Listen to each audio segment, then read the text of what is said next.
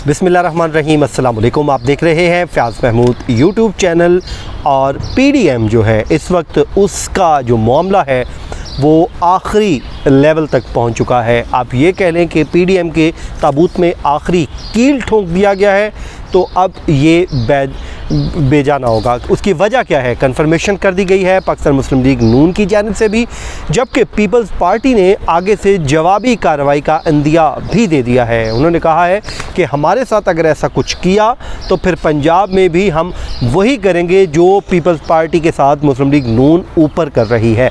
जी हाँ, ये आप समझ गए हैं, बिल्कुल दुरुस्त समझे हैं। ये मैं उस शोकाज़ की बात कर रहा हूँ जो पाकिस्तान जो डेमोक्रेटिक मूवमेंट है उसकी जानिब से मौलाना फजलुर रहमान की मंजूरी के बाद शोकाज़ नोटिस पाकिस्तान पीपल्स पार्टी और अवामी नेशनल पार्टी को भिजवा दिया गया है। जी हाँ, ये शोकाज़ नोटिस का मतन क्या है वो भी हम आपको बताते हैं। लेकिन जो कानूनी राय है शोकाज़ के ऊपर वो मैंने मुख्तलिफ वकला की जानने की कोशिश की, तो मुझे मालूम हुआ कि ये जस्ट हवाई फायर, और ये भी कानूनी माहिरीन कहते हैं कि ये जो फायरिंग की गई है ये जस्ट हवाई फायर है, इसके अलावा इट इज़ नथिंग। उसके अलावा ये कहा कि अपना मजाक उड़ा रही है पीडीएम, इस की कानूनी और आइनी वैल्यू कोई नहीं, ये सिर्फ़ और सिर्फ अपने लोगों को मुतमईन करने की एक छोटी सी अदना सी कोशिश है। यानी कि किस सूरत में ये तो शोकाज़ का नोटिस जारी हो सकता है? मुख्तलिफ जी वजूहात होती हैं, 6 वजूहात ऐसी हैं जिसमें शोकाज़ का नोटिस जारी किया जा सकता है। सबसे पहले, अगर किसी ने तौहीन अदालत की हो और अदालत का इख्तियार है कि वो तौहीन अदालत के इल्ज़ाम में शोकाज़ नोटिस जारी करती है, देन वो आकर बंदा उसका जवाब देता है, यूँ कार्रवाई आगे बढ़ती है। तो ये कोई तौहीन अदालत नहीं हुई। अच्छा, नंबर 2, CDA ऑर्डिनेंस के तहत जो ट्रिब्यूनल्स बनाए गए हैं उसमें उनका भी इख्तियार होता है कि वो किसी भी शख्स को शोकाज़ नोटिस जारी कर सकता है। नंबर 2 ये पोजीशन जी।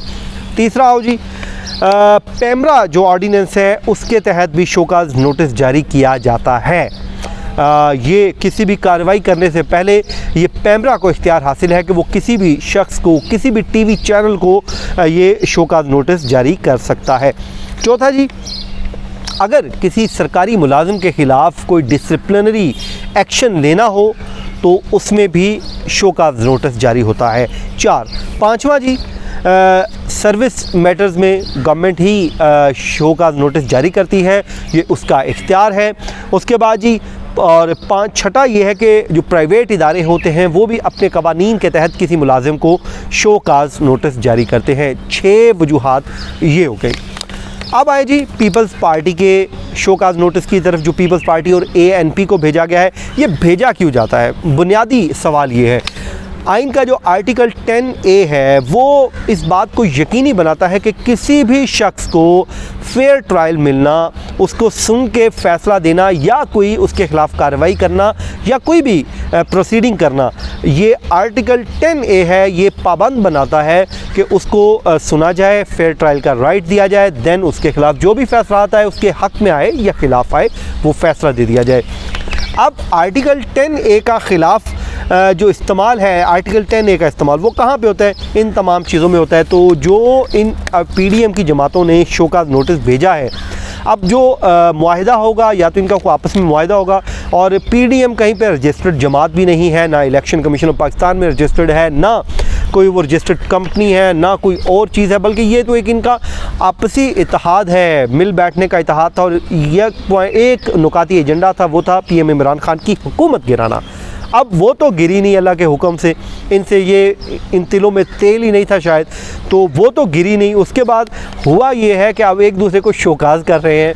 खुदा के बंदो, आप अपना मजाक बना रहे हैं, इसके अलावा इट इज़ नथिंग। तो मैं जब ये वीलॉग कर रहा तो मेरे जहन में रिमार्क्स आ गए। जब नवाज़ शरीफ साहब का केस चल रहा था तो जस्टिस मोहसिन अख्तर क़यानी ने रिमार्क्स दिए, तो उन्होंने कहा था कि एक शख्स लंदन में बैठा हुआ हमारे निज़ाम इंसाफ पे हंस रहा होगा, आइन पे हंस रहा होगा, कानून पे हंस रहा होगा, जिस तरह वो डिसीव करके वहाँ पे गए।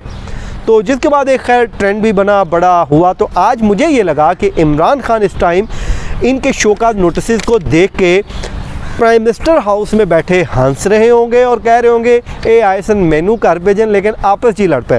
तो ये बिल्कुल एग्जाम्पल सेट आती है इनके ऊपर कि ये गिराने तो गए थे उनकी हुकूमत, लेकिन इन्होंने अपने ही घर गिराने शुरू कर दी और अपनी ही दीवारें। वो नहीं, जब कभी हम बचपन में क्रिकेट खेला करते थे तो जब आउट हो जाना किसी ने जल्दी, तो कहता था मेरी विकेट दे दो तो मैं तो कर जावा, यानी कि वो अपनी विकेट उखाड़ लेते थे या वो जाते थे विकेट तोड़ देनी, कहना ना खेडांगे ना खेडन देंगे। अब ये दोनों का हालात यही है। और उसके बाद सोने पे सुहागा ये हुआ कि यूसुफ रज़ा गिलानी की जो आज की तकरीर है, उसने तो वो जलती पे तेल का काम किया, ठीक है। उन्होंने बल्कि वो अहमद फराज की वो बड़ी खूबसूरत नज़म पढ़ के सारा उसका चट्टा कट्ठा खोल के रख दिया है। वो शेर मैं आपको उसमें से सिर्फ एक बताऊंगा, जो पढ़ूंगा आप सारी कहानी समझ जाएंगे। फिर हम आते हैं जी एहसन इकबाल ने बिलावल भुट्टो को आड़े हाथों लिया है। वो ये कहते हैं जी, गिलानी साहब ने शेर जो किया, उन्होंने कहा कि अब दिल में हौसला ना सकत बाजुओं में है, अब के मुकाबले में मेरे यार आ गए। ये उन्होंने सारी कहानी जो है ना उलट पुलट के रख दी है, ख़त्म कर दी है। तो एहसन इकबाल साहब जब आज एहतसाब अदालत में आए तो उनसे पूछा कि बिलावल भुट्टो ने जो कल तकरीर की है उधर नोडेरो में, वो तो बड़ा कुछ कह रहे हैं। तो जिस पर उन्होंने कहा मैं तबसरा नहीं करूँगा अभी तक इसके ऊपर, मोहतात हुए। और साथ ही कहते हैं कि बिलावल से मैं ये कहूँगा कि वो अभी सियासी तौर पे नौमौलूद हैं और जो हमारा सियासत का तजुर्बा है, इसलिए उनको कहूँगा वो चुप भी रहें। तो इतनी उम्र में उनकी उतनी उम्र नहीं जितना हमारा तजर्बा है, ये एग्जैक्ट वर्ड उन्होंने की है। और कहा तबसरा नहीं करूँगा, यानी कि उनको वो सियासी नाबालिग भी करार दे गए, नौमौलूद भी करार दे गए और अपना तजर्बा भी बता गए, लेकिन हजे शुक्र है उन्होंने कुछ किया नहीं। तो ये जी एहसन इकबाल साहब ने उनको कहा, जिसके बाद जाहिर है अब पीपल्स पार्टी भी कहेगी। और जो पीपल्स पार्टी पंजाब के चौधरी मंजूर साहब, उन्होंने कहा कि इवें गल नहीं बनने लगी, हम भी इनके ऊपर जवाब देंगे और हमें नोटिस किया गया तो फिर हम भी खुल्लम खुला जवाब देंगे पंजाब के अंदर कि इन्होंने जिस तरह वो अपना सेनेटर अब्बास अफरीदी को टिकट केपी में क्यों दिया मुस्लिम लीग नून ने। तो अब लड़ाई बज़ाहिर है दोनों जमातों की हो चुकी है और ये एक बार फिर मुझे 90s का दौर याद आ रहा है जब मुस्लिम लीग नून और पीपल्स पार्टी एक दूसरे की खुल्लम खुला दुश्मनी में एक दूसरे की बहुत आगे होती थी। अब इसका सबका जो एडवांटेज है नो डाउट इमरान खान को जा रहा है और अपोजिशन तितर बितर हुई है, तो फ़ायदा इमरान खान को है, वो आराम से बैठे हुकूमत करेंगे। लेकिन पब्लिक को ये नुकसान होगा कि गवर्नमेंट से प्रेशर हटता है तो जाहिर है गवर्नमेंट की जो परफॉर्मेंस है उस पर असर आता है। जब इमरान खान अपोजिशन में थे तो वो पुश रखते थे, इतनी सख्त अपोजिशन करते थे कि मुस्लिम लीग नून को कोई ना कोई हाथ पाँव मारना पड़ते थे। तो ये हो गया जी। अब दूसरा जी, फैसल वावडा से मुतालिक केस की इस्लामाबाद हाई कोर्ट में समाअत हुई। चीफ जस्टिस अतर मिनल्ला ने बड़ा रिलीफ दिया है, उसे ये रिलीफ दिया है कि उन्होंने कहा कि जब वो छोड़ चुके हैं तो इंट्रा कोर्ट अपील की तुक नहीं बनती, वो वैसे ही कौमी असम्बली की रुकनीत छोड़ चुके और सेनेट का जो उनका इलेक्शन है उसको आपने यहाँ पे चैलेंज नहीं किया। और वैसे भी उन्होंने कहा कि ये अदालतें जो हैं वो लोगों को ठीक करने के लिए, सोसाइटी को ठीक करने के लिए या सियासतदानों को ठीक करने के लिए नहीं बैठी, हम यहाँ पे बैठे हैं, आपका केस नहीं बनता, हम आपकी दरख्वास्त मुस्तरद कर रहे हैं। जिसपे जहांगीर जदून ने कहा कि आप मुस्तरद ना करें बल्कि आप यूँ करें कि हम विड्रॉ कर लेते हैं। यूँ विड्रॉ की और उन्होंने उसके मामला निपटा दिया। ये जो इसके बाद आप कह सकते हैं जी आज पाकिस्तान तहरीक इंसाफ के सेनेटर फैसल वावडा को बड़ा रिलीफ मिला है, बड़ा हमदीन है, अब वो कम अज़ कम सेनेटर के ओहदे पर विराजमान रह सकते हैं। तो मुझे दीजिए इजाज़त जी, अल्लाह हाफिज़।